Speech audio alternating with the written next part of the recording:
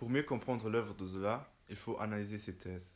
Selon Zola, qui était entre autres un journaliste et qui faisait beaucoup de recherches avant d'écrire, les caractéristiques physiques et psychologiques, ainsi que le comportement, sont héréditaires.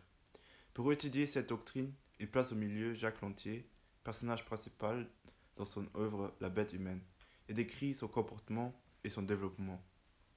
Ah, c'est une belle invention, il n'y a pas à dire. On va vite, on est plus savant, mais les bêtes sauvages restent des bêtes sauvages, et on aura beau inventer des mécaniques meilleures encore, il y aura quand même des bêtes sauvages dessous. La bête humaine est Jacques Lantier, le personnage principal. Il n'apparaît que dans le deuxième chapitre.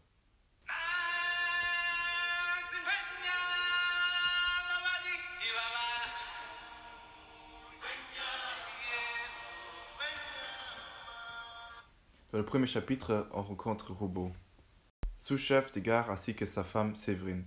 De plus, il y a encore le président Grandmorin, qui est président de la compagnie de chemin de fer. Il y a encore Cabuche, un personnage qui vit dans la forêt, désigné comme animal.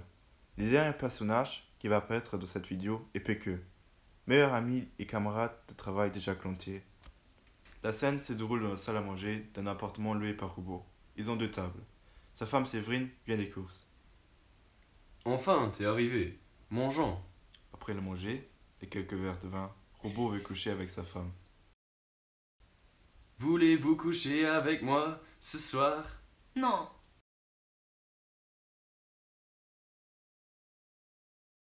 Après un moment, Séverine commence à parler de sa bague. oh mon petit serpent, le cadeau du président Grand Morin. Tu m'avais raconté que l'anneau était de ta mère. Avoue-le, tu as couché avec le président. Jacques visite sa tante et il revoit aussi sa cousine Flore, qui est amoureuse de lui. Qu'est-ce que tu fais dehors encore si tard? Je viens chercher des cordes abandonnées ici, je les coupe avec mes ciseaux. Jacques a une envie soudaine de tuer Flore avec les ciseaux, une sensation qui apparaît en voyant des femmes et leurs coups. Finalement, il se sauve sans la tuer. Par la suite, il aperçoit un train dans lequel il observe un meurtre, celui du président Grandmorin, dont le corps est jeté sur les rails.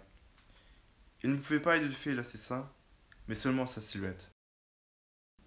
Je veux absolument trouver les meurtriers. Je vais questionner chaque suspect. Vous pouvez entrer, monsieur et madame Roubaud. Avant d'entrer, Roubaud donne une dernière consigne à sa femme.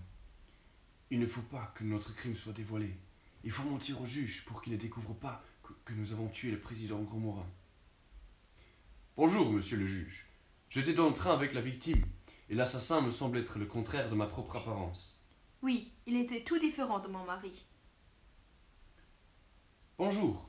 J'avais l'impression que l'assassin avait la même silhouette que Roubaud. Ah non, il était plutôt le contraire. À ce moment, Jacques a réalisé que Roubaud et Séverine sont les assassins. Il a cependant décidé de les couvrir à cause de sa fascination pour la belle femme. D'accord, j'ai pris une décision. On va arrêter Cabuche, puisqu'il correspond au coupable des cris de votre part. C'est la naissance d'une relation entre Séverine et Jacques qui tombe amoureux, tandis que Séverine et son mari se distancent de plus en plus. Séverine et son amant se rencontrent régulièrement en cachette. De plus, elle accompagne Jacques régulièrement lorsqu'il conduit le train de Le Havre vers Paris pour profiter de lui.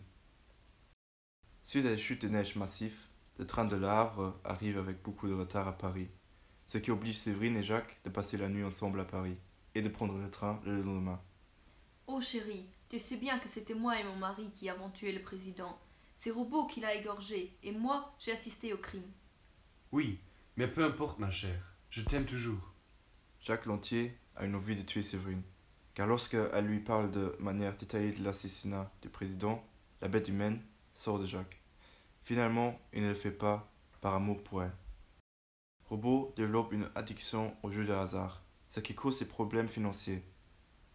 On s'est juré de ne pas toucher l'argent et la précieuse montre appartenant au président qu'on a cachée. Maintenant, tu t'endettes et utilises cet argent pour jouer. Qu'est-ce que ça te fiche que j'y touche?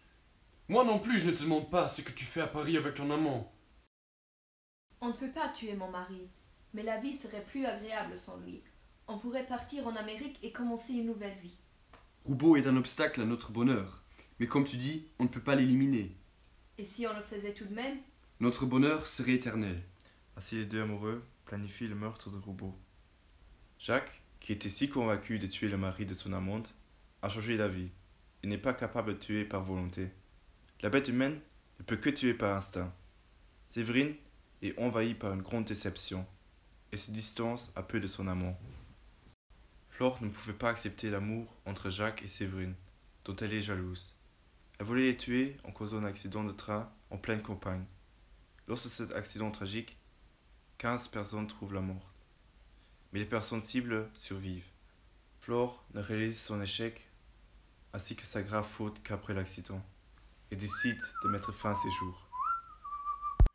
Après l'accident, Séverine amène Jacques, blessé, dans une maison pour le soigner. Ici, il apprend le suicide de Flore. Il planifie ensuite le prochain coup sur Robot. Excuse-moi, mon amour. J'étais lâche puisque je ne l'ai pas égorgé. Tu ne veux pas notre bonheur comme moi je le veux. Si, je vais te le prouver. Comment ça? Dis-moi. J'appellerai Robot sous un faux prétexte. On va te cacher et quand le moment juste arrivera, tu vas le tuer. D'accord. Je suis convaincu de réaliser notre plan cette fois-ci. Oh Jacques, bientôt nous serons heureux. À ce moment, la sainte bête s'éveille dans Jacques. Éloigne-toi de moi. Mais qu'est-ce que tu as, chérie? Oh non! Robot, appelé avant l'acte par Séverine, retrouve Cabuche avec sa femme morte. Finalement, les juges pensent que Robot a engagé Cabuche pour tuer Séverine. Jacques commence une affaire avec la femme de Péqueux après la mort de Séverine. Péqueux découvre cela et une discussion commence sur un train sur lequel il se retrouve avec Robot. Je vous ai vu, toi et ma femme. Et quoi alors? Tu cherches la bif? À point ou saignant?